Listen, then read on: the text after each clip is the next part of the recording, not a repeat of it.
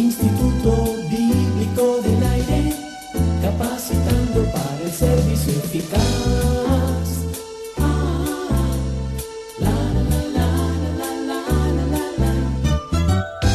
Bienvenido y bienvenida, amable oyente del Instituto Bíblico del Aire. Continuamos avanzando en la serie de estudios sobre el Antiguo Testamento. Nuestro interés es que usted obtenga un mayor conocimiento de la Palabra de Dios. Acompáñenos a descubrir enseñanzas extraordinarias. Ya Alberto Valle está listo para presentarnos la lección de este día. Preste mucha atención.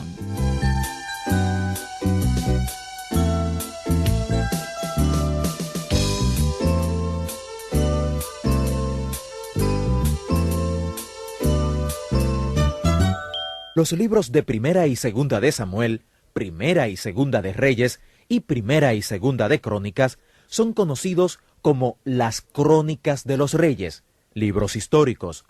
Todos estos libros fueron considerados como una sola unidad y no dos cuando fueron escritos.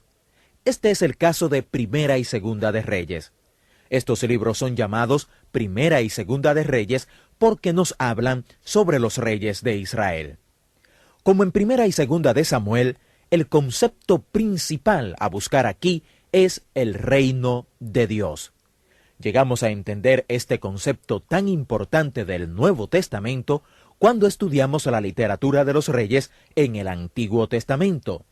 Este es un concepto muy importante en el Nuevo Testamento y es importante también que lo entendamos cuando somos introducidos en el concepto de estos libros. La idea del reino de Dios se refiere al hecho de que Dios es un rey y quiere tener un reino. Dios quiso ser el rey de este pueblo único, y si ellos aceptaban ese regalo y se convertían en sus súbditos, entonces el reino de Dios sería nacional, geográfico y literal en la tierra. Pero en Primera de Samuel, ellos dijeron que no querían ese reino y rechazaron a Dios como su rey. De modo que los reyes que tuvieron en Primera y Segunda de Reyes no son la voluntad directa de Dios, sino más bien la voluntad permisiva de Dios. Los libros de Primera y Segunda de Reyes nos hablan, primeramente, sobre ese reino que resultó cuando la gente dijo que ellos no querían que Dios fuera su rey. Ellos querían tener su propio rey. Es en Primera de Reyes cuando leemos sobre la división de ese reino, y en Segunda de Reyes leemos sobre la cautividad de esas dos secciones separadas del reino. Estos libros son con frecuencia advertencias. Recuerde una vez más, en los libros históricos queremos buscar ejemplos y advertencias. Al llegar a Primera y Segunda de Reyes, recuerde que estos son libros de historia y que a la vez estamos buscando ejemplos y advertencias. Y los vamos a encontrar. Especialmente encontraremos muchas advertencias porque muchos de estos reyes son malos y las consecuencias de tener un rey malvado son muy terribles. Recuerde, al leer sobre las consecuencias de tener estos reyes, que Dios no es responsable por sus consecuencias.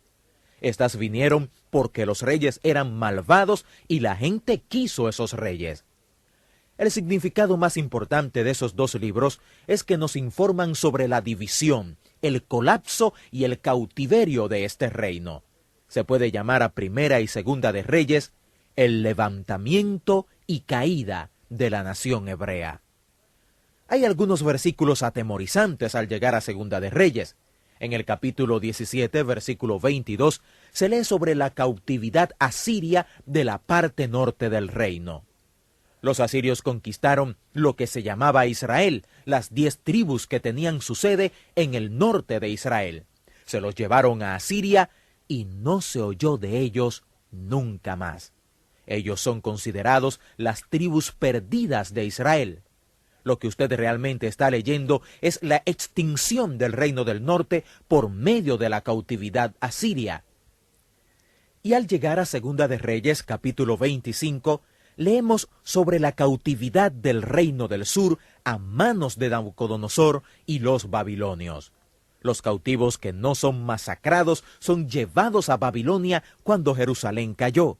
y 70 años después, Persia conquista a Babilonia y una de las primeras cosas que el emperador persa hace, movido por el Dios Todopoderoso, es decretar que cualquiera de esos cautivos que estaban viviendo en Persia podía regresar a Israel y construir su templo, su ciudad y su país. Esta cautividad está en Segunda de Reyes. Luego descubrimos lo que se ha llamado los libros históricos después del cautiverio o post-exílicos, Esdras, Nehemías y Esther, los cuales nos hablan del regreso de ese cautiverio, el cautiverio babilónico, y también vemos en el libro de Esther sobre algunas cosas que pasaron en Media y Persia entre los que eligieron no regresar a Israel. Esto concluye la narrativa histórica del Antiguo Testamento. Esto significa entonces que en estos libros, Primera y Segunda de Reyes, y de nuevo en las Crónicas, realmente tenemos la historia hebrea que usted necesita conocer si se sigue en Esdras, Nehemías, Esther, y conseguir esa perspectiva del primer cautiverio. Todos los profetas van a caber dentro de este marco o contexto histórico. Conoceremos a estos profetas más adelante. Es un gran reto trabajar en la cronología donde estos profetas se encuentran dentro de esta literatura histórica. Se puede hacer un cuadro mostrando la historia hebrea y señalando dónde los profetas se encuentran dentro de ese contexto histórico. Además de su valor histórico, estos libros llamados Reyes nos darán hermosos ejemplos y advertencias. Al estudiar los varios reinados, también estudiaremos algunas de las grandes personas que vivieron para entonces y que son conocidos como los profetas. Ahora, tomemos un minuto para ver lo que era un profeta. La palabra profeta significa literalmente hablar con Dios. Está compuesta por dos palabras, pro, que quiere decir pararse ante, y la palabra fano, que significa hacer señales. Hay un sentido en el cual esto es lo que los profetas hacían. Moisés fue el que recibió la palabra de Dios, pero comenzando con Josué, se les pidió que predicaran la palabra que había sido dada a Moisés. Así que comenzando con Josué, tenemos a los profetas predicando la palabra escrita de Dios. También reciben revelaciones de Dios, y el profeta predice la palabra de Dios, lo que significa predicar. Algunas veces se convierte en lo que podríamos llamar un hombre de tiempo espiritual. Predice lo que va a suceder, ese tipo de cosa que nos fascina al leer la Biblia. Cuando hablamos de un profeta, pensamos en un hombre del tiempo espiritual, y aunque esa era una parte emocionante de su ministerio, era una parte muy pequeña. Principalmente, su ministerio era predicar la palabra de Dios, estar ante Dios, ante su palabra y hacerla brillar para el pueblo de Dios. También los profetas eran maestros. Los maestros, más que todo, eran los sacerdotes.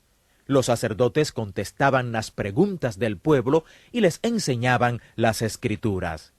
El papel del profeta era exhortar al pueblo de Dios para hacer lo que las escrituras decían. Los profetas hablaban por Dios. Algunos de los profetas son muy bien conocidos. El ejemplo principal lo tenemos en Primera de Reyes, y es el profeta Elías. El profeta principal en Segunda de Reyes es Eliseo. Recuerde que dijimos en el libro de Jueces que Josué no tuvo éxito entrenando un sucesor y ninguno de los jueces que gobernaron por varios periodos de tiempo a través de los 400 años del libro de Jueces tuvo éxito al entrenar a un sucesor. Y es por eso que hay una continua bancarrota de liderazgo en el periodo cuando los jueces gobernaron. Pero Elías es ejemplar, porque él entrena a un sucesor, y cuando su ministerio finaliza, él toma su manto y lo coloca sobre otro hombre, y ese otro hombre llega a ser un gran profeta también. Su nombre era Eliseo. Pero en este estudio de esos profetas mayores que estudiaremos en estos dos libros, no queremos que ignore a esos profetas que se llaman menores, que no son tan conocidos. En Primera de Reyes, capítulo 22, tenemos uno de los favoritos. Su nombre es Micaías. Cuando el reino se divide, los reyes de las partes separadas del reino algunas veces se juntan. Los reyes de Israel fueron casi todos malvados, casi completamente apóstatas. Pero en el reino del sur, en el de Judá, hubo algunos buenos de vez en cuando. No fueron tan buenos como David, pero algunos fueron mejores que otros. Ezequías, por ejemplo, fue un buen rey. Josías también lo fue.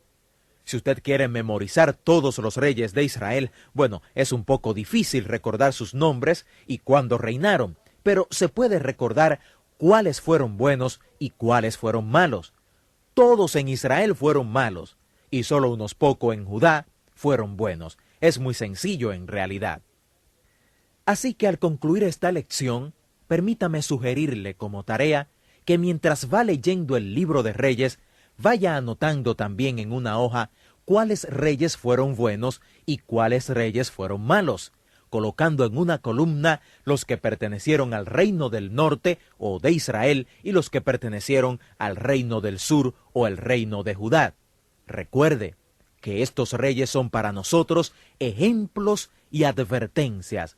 Verifique en qué manera ellos nos enseñan la manera en que nosotros debemos conducirnos hacia Dios, o la manera en que debemos evitar las catástrofes y los desastres que vinieron a las vidas de aquellos reyes malos por desobedecer a Dios y a su palabra.